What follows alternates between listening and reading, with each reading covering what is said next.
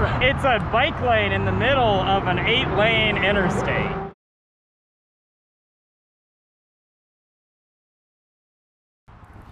The Glen Jackson Bridge opened in 1982 as part of Interstate 205. It was named after a former head of the Oregon State Highway Commission. The 2.1-mile span connects Portland, Oregon to Vancouver, Washington. It's about 160 feet wide with 4 lanes in each direction.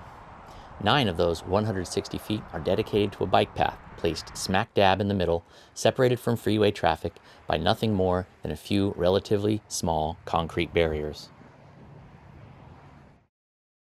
And I'm going under 205 now. And here we go. So now we're going to be in the middle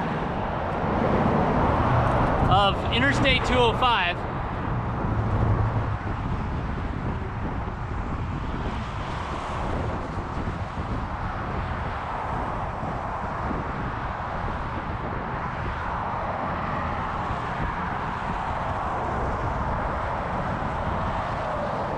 I'm standing between Oregon and Washington over the Columbia River in the middle of Interstate 205.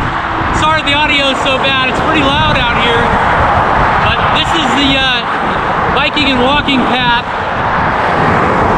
someone at one point actually thought would be a good idea, and unbelievably some elected officials down in Oregon City think is something we should replicate. I beg to differ. The freeway itself is about 8 or 9 general lanes for driving, and shoulders on both sides. So this is a pretty wide interstate here. You should come out and try it sometime if you haven't yet. It's quite an experience. You kind of feel like at any second debris from a car could come flying over the little inadequate little retaining wall they've made or something like that. It's just overall pretty tense feeling.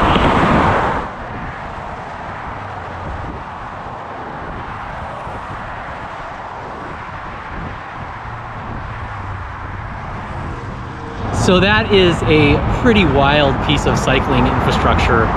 Pretty sad in some ways, although in other ways you could look at it and say at least there's something there. It's protected, it's direct. I've talked to a few people today who said they like it, they don't mind it at all. It's functional in that it gets me from point A to point B, but it's not a pleasurable path to ride.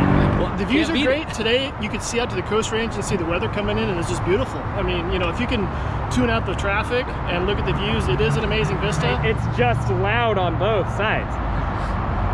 Yeah, it gets you like in your head where you're just like, oh my gosh, like I just want silence from this. It's the first time I've seen anything like it. I don't know, I don't hate it. So we used to live in Kansas City where there's like one bridge across the entire river.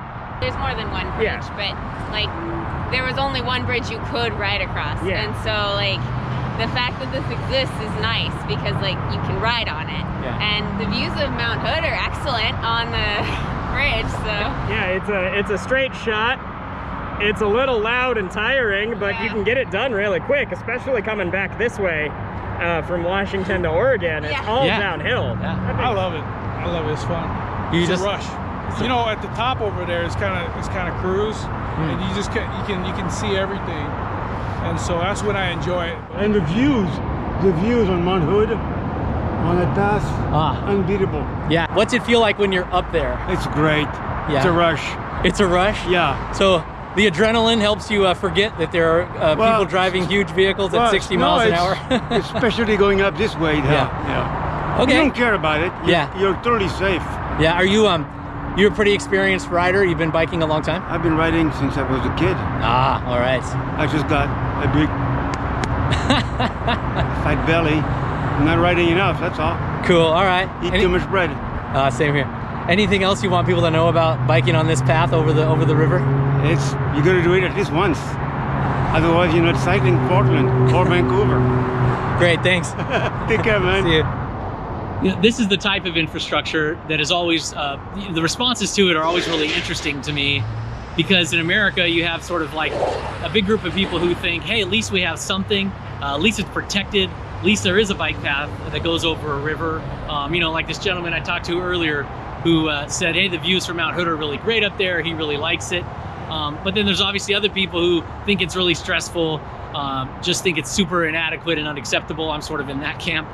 You know, I'm comparing this to where we need to be, the kind of facilities that we want to have to get actually like new riders, less experienced riders, older people, really younger people, to give cycling a try, families, those kind of riders, to be able to get around on this system. The other thing you might be thinking is, you know, why is it even there, or sort of like, how does something like this get built? Part of it, it's good and bad. Part of it is ODOT is fulfilling their legal obligation through the bike bill, which is a law that was passed in the 70s that requires them to build some amount of bicycling and walking infrastructure whenever they make a big investment in a highway project. Currently, that's a minimum of 1% of the total overall project cost. There are advocates right now with the Street Trust and Bike Cloud and other folks who are working to increase that minimum requirement to 5%, which would be great. And that kind of brings me to my second point. So first of all, not only is ODOT obligated, so they're kind of forced to do it, but what we see is, because they only have a small amount of money and sort of a limited imagination when it comes to cycling infrastructure, that's what they build. A strip of pavement with, you know, a Jersey barrier on each side, not a good experience at all. And you have to think that if they had a bigger pot of money and potentially different kind of planners and staff that are going to be more creative and more respectful of people who ride bicycles, that they could make a better facility. In other words, if they had more money in the sort of biking and walking infrastructure pot on these highway projects, we may have a better solution, whether that's a car-free bridge next to the Freeway bridge, or something that's much nicer, you know, like the steel bridge, which is down below the main bridge, or some other kind of cantilevered path that's obviously, you know, much nicer and much wider. So anyway, that's the I-205 path. Hope you enjoyed getting to know it a little bit better. I definitely recommend coming out here to check it out. And if you do, have fun.